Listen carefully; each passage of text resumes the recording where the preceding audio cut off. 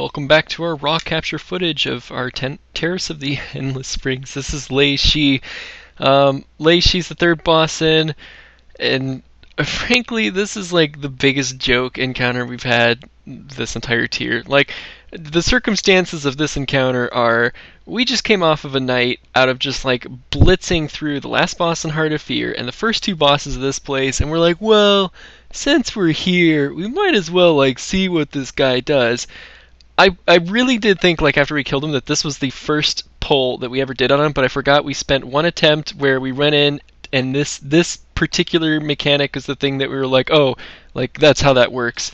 So we took, like, 2 attempts on this boss and scored a kill. Like, that's I mean, your difficulty with your raid may vary. There's a lot of things going on under the hood in terms of micromanagement between our players, but since we're kind of in tune with each other and we're good at playing with one another, it was largely an irrelevant issue, and we kind of just like blitz this guy.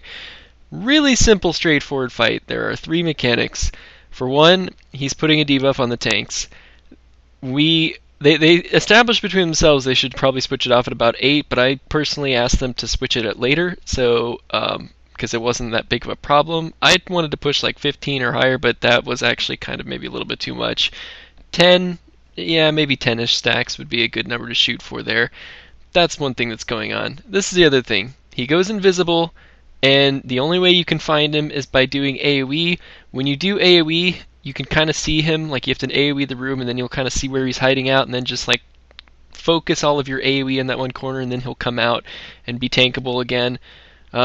You kind of want to do a tank swap before he goes invisible, but like if you have a raid full of competent AoEers, you're going to find him so quickly, it's probably not that big of a deal.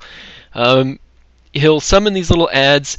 The ads hit like Mack trucks. That's one thing that I think I think like we also learned in the first attempt, like when like half our raid died to them. Basically, they come out. One of the tanks needs to pick them up. The thing about these ads, though, is they can be CC'd, and the boss will be invulnerable at this stage when the ads come out. You need to quickly pick an ad and then burn that one ad down, and then he'll become like not invulnerable again. So that's another mechanic, not really that difficult to deal with.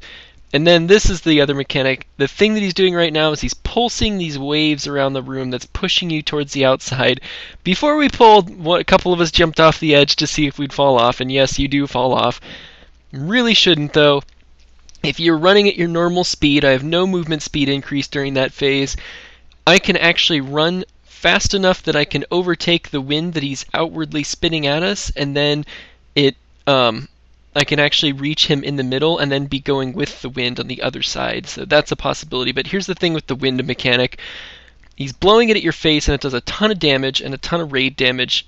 You really need to coordinate your raid cooldowns. It's great to have like a shaman, because our shaman has that totem, and it's really great that we have a druid because our druid has tree form. So these classes are like rock at keeping the raid up, but otherwise you might have to get some pretty tricky rotations going with raid cooldowns or trying to handle that. As a disciplined priest, I suck. I suck for on the move healing, and like that's the test there. It's on the move healing, but that is why I took Divine Star, is because not that Divine Star is this crazy burst of healing, and maybe Cascade might have worked better. I don't really know or care. I just wanted something that was an instant, that was on a shorter cooldown, so I wasn't only spamming bubbles during that phase, bubbles and mending. And there is kind of a skillless cap to that. If you saw, when that phase starts, what you want to do is you want to run at him, but you want to be doing as much DPS as you can if you're a DPSer. If you're melee, or if you do run up to him in melee range and you reach that, like where he's up there in the melee range, if you run through him, your back will be, like you won't be running into the wind, your back will be to it, and you'll be running away from him really fast.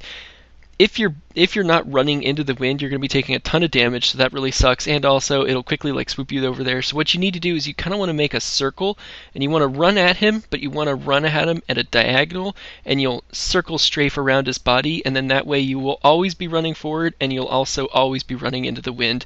That's the hidden trick here. Otherwise, here's the thing about this fight, it's absurd tank damage. Like, now this, maybe this was really easy for our group because I'm really intimately working with our tanks and the cooldowns here to make sure that we're doing well. And even with that even with that coordination, as you can see here, our tank dips and dies, and the thing about this fight is they're taking more and more tank damage as this fight goes on, so we're only at like 40% of his HP when our tank died. That's not even the heavy hitting part of the fight. Like that 40%, he doesn't even have enough stacks yet. We have yet to see some massive tank hits. So at the end of the fight, I could see maybe like your group wiping repeatedly just because of the sheer amount of tank damage. And like if you lose too many tanks in the encounter, in a 10-man, one death is like that's a big deal. Like it's one death. You can't afford to have that many deaths. So yeah, maybe that's what's gonna make the encounter difficult. But like this is our second attempt. This is our second pull on this guy. I mean, like ever. That's kind of what we did for this guy here. And then since it's like just so straightforward, I don't think it like anything proved to us to be very difficult mechanically. It's the closest thing that a DPS class is going to have to a patchwork style fight in this tier. So this might be a good chance to like show off and shine because there's some. It's just heavy hitting single target DPS. Most of it is standstill unless you count that wind phase. That's pretty much it. For tanks and mitigation, I'm doing some really crazy things with discipline tricks here. Mana is kind of tight because what I'm trying to do is I'm using a lot of flash heals, greater heals. I'm doing that, number one, to stabilize tank health, but on some cases, in some of these, what I'm doing is I'm flash healing and greater healing, and the reason is because I'm trying to get grace stacked up really quickly because penance is on cooldown, so watch my penance cooldown if you're wondering, like, why is he flash healing there? It's like, the reason I'm chain flash healing there is because I want to get grace up fast. The other thing I'm doing here is Strength of Soul. My bubbles, I'm trying to like layer bubbles in here. I'm like really not even paying attention to Rapture, but if you can see, there are times where if I see like an opportunity to Rapture, I'll try to like do something where I can Rapture it maybe on two tanks or something, like during ads phase, but really I'm not paying attention to it. I'm trying to just get as many freaking shields as I can on these tanks. And then also check it out, there's some ish I'm doing here with Archangel Atonement. I do know that this debuff that he's putting out in the tanks is a frontal AoE. Because I do know that the debuff he's putting out is a frontal AoE, which means it's hitting all of those random pets and shit, and that means that my atonements aren't going to go guaranteed to a tank. Also, I really need to maintain and stack grace, and you really need to ensure that all tank healing is going to the tanks. So that's why I'm using Archangel early at like 2 stacks, is because I'm not going to be able to throw out a Holy Fire safely later. Cooldowns. Right now, at the very end, we only have 1 tank up, and this stacks on him is going insane. He has this shield wall, and pain suppression, and bark skin, and his death knight tricks, and he just had anti-magic shell. Like, that's how much tank damage he's taking.